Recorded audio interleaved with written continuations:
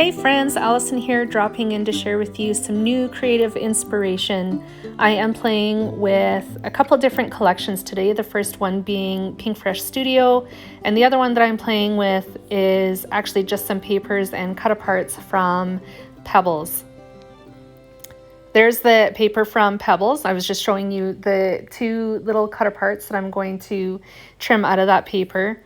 Because it started off as a 12 by 12 sheet of paper, I used my giant guillotine to trim it down, and then I'm just going to use my scissors to cut them out. This little rainbow, I'm going to fussy cut out of its little 2 by 2 inch square, as you can see me doing right now. I didn't want to use the entire square because my plan is to put this over top of my title. The title is going to come from this other little 2 by 2 inch card, which I also cut apart and trimmed into strips. So the title is going to say "Good Things Ahead." I kept it in the same arrangement that it was in the 2 by 2 inch card. I just wanted it cut apart and arranged in a line instead of going, so a line going vertically instead of a line going horizontally. At the beginning of the video, you saw me using a paper punch that I have had in my stash for ages. It's a scallop punch. I made that border from some pink cardstock that I had in my stash, and then I trimmed down a piece of white textured cardstock that I had in my stash to 2 inches by 6 inches, and that is what the title is going to live on. My layout base was some pattern paper from the Pebbles collection as well. I think it's called Live Life Happy.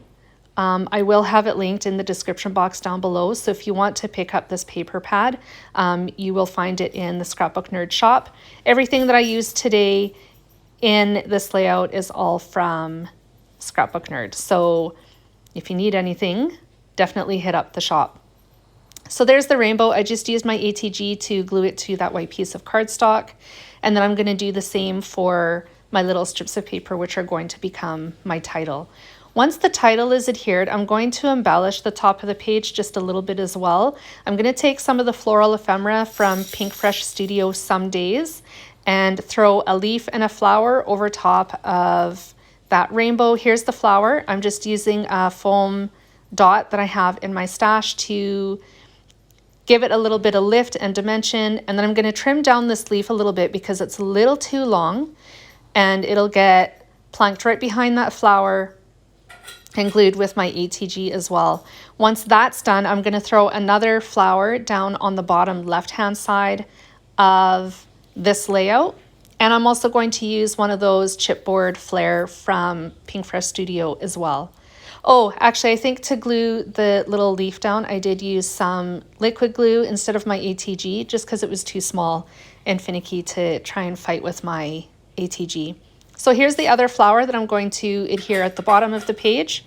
I'm going to use my not ATG, I'm going to use liquid glue to attach that as well. And then I'm going to pop that chipboard flare, one of them.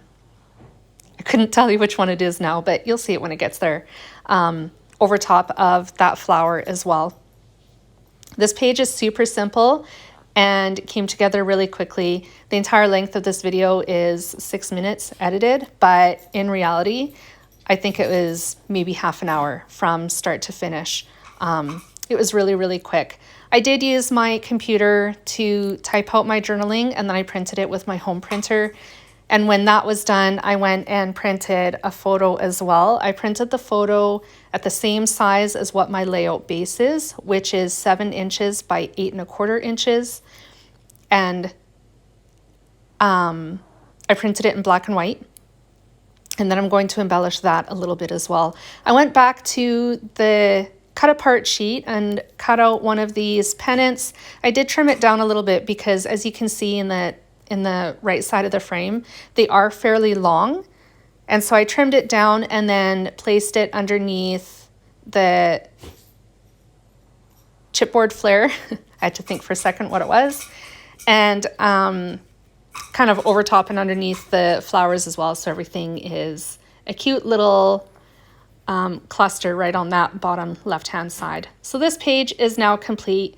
Now I'm going to move on to my photo. This is a picture of my mom and one of the twins way back when she was little.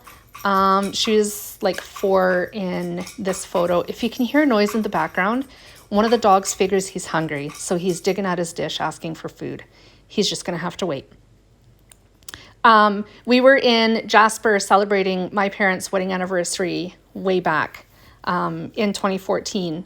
And the entire reason I shared this story and this layout is because we are thinking of doing the same thing again, but to celebrate my mom's 70th birthday, which is coming up later this year. And with that in mind, I wanted to share this story. So I have one last floral ephemera piece from some days to plop on top of this photo. I'm just using my ATG to attach it to the photo. I will use another chipboard flare from the same collection. That one says love it, and I'm just going to leave it right there.